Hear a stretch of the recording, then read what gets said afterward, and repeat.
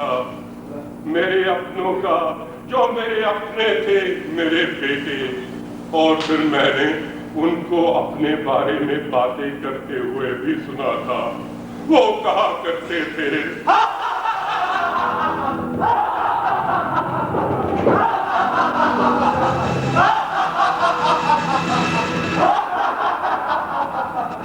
अरे भाई, अब तो हमें आजादी मिल गई।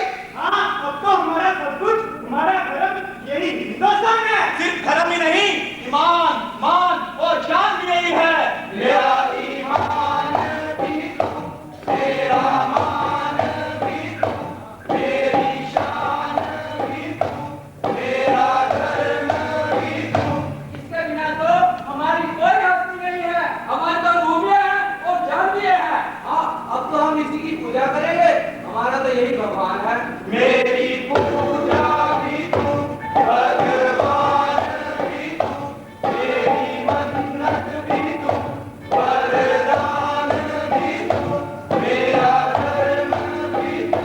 और इसे छोड़कर हम कहीं नहीं जाएंगे। इसकी बातों से तो लगता है ये सचमुच महान है। बिल्कुल ठीक कह रहे हो। इसका कल कितना महान था। और आने वाला कल भी महान ही होगा।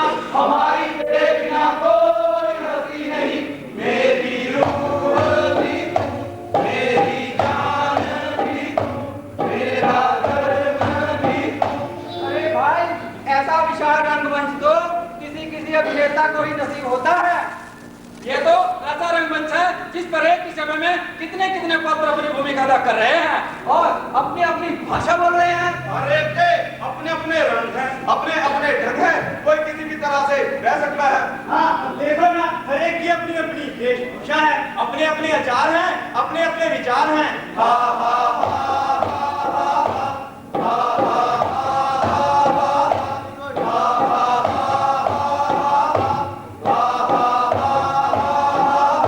मगर इसके लिए तो सब बराबर हैं। सब इसके अपने ही तो हैं। तभी तो सबके कदम आगे बढ़ रहे हैं। कोई आगे जा रहा है, कोई पीछे जा रहा है, कोई बाएं जा रहा है, कोई दाएं जा रहा है, और कोई ऊपर जा रहा है और कोई नीचे जा रहा है। रास्ते तो अनेक हैं, लेकिन मंजिलें सभी की एक हैं। हाँ हाँ, अब तो सब निर्माण नए सिरे से शुरू होगा।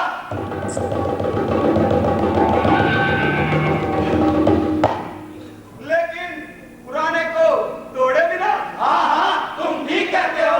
जो जो अच्छा है वो तो लेना ही होगा, बुराई को छोड़ना होगा। अरे भाई, काम तो कठिन है, फिर भी जागना होगा और जूझना होगा। कुछ पाने के लिए कुछ खोना तो पड़ता ही है।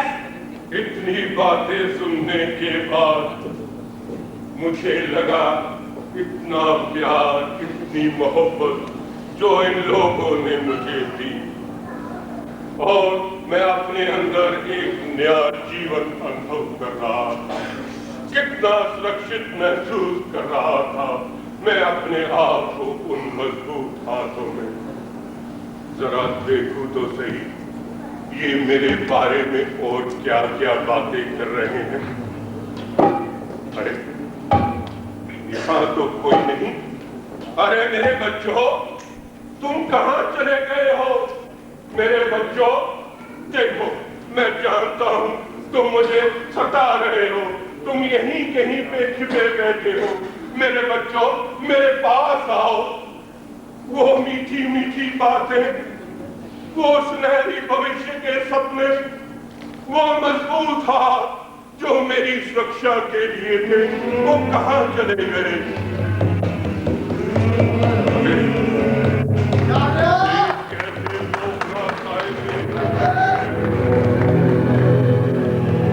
ये मेरी पहचान में क्यों नहीं आ रहे?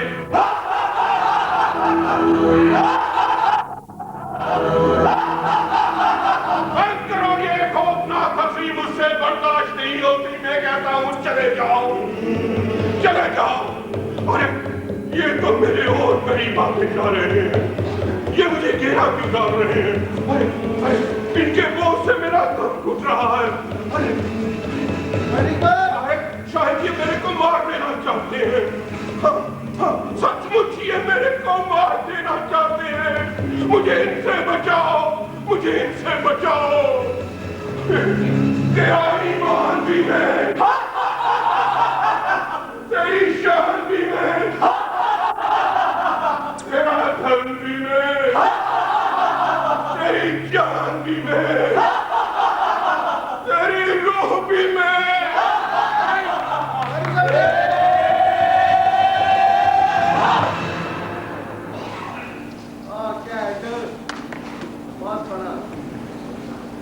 तू जो मरा है दरअसल मरा नहीं, तेरी मृत्यु में ही तेरा जीवन है। तू तो अपने पापों, अपने अपराधों की वजह से मुक्त हुआ। इस तरह मरकर अपने पापों से मुक्त हुआ, एक दिन तुझे अनंत जीवन प्राप्त होगा। तू अगर मरता ना तो अमर ना हो पाता। जो जिंदा है वो सिर्फ जिंदा है, अमर होना है तो मरना भी होगा। फिर ये मरना भी कोई मरना है? मरता तो सिर्फ जिस्म है, आत्मा तो अनश्वर है।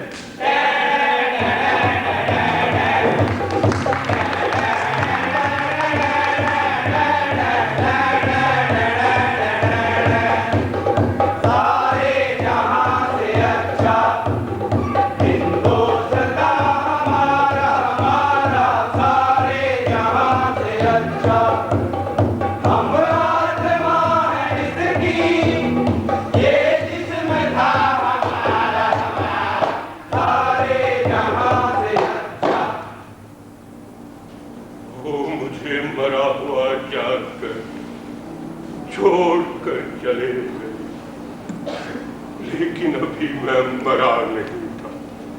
कुछ सांसें बाकी थी, लेकिन था एक जिंदा लाभ।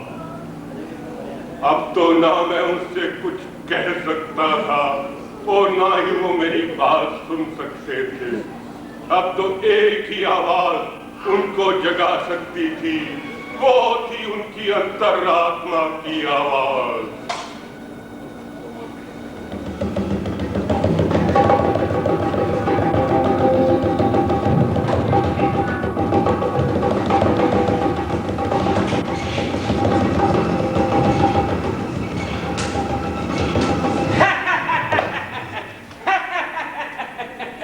नमस्कार।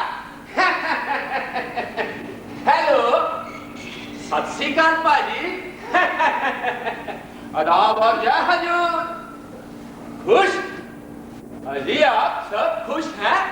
अगर आप खुश तो मैं भी खुश। क्या कहा? मैं कौन? अरे पत्र, यानी आप सबकी अंतरात्मा इस नाटक की। ओहो, नाटक नहीं है ये एक सत्य कथा है, एक व्यक्ति की या शायद एक व्यक्तित्व की।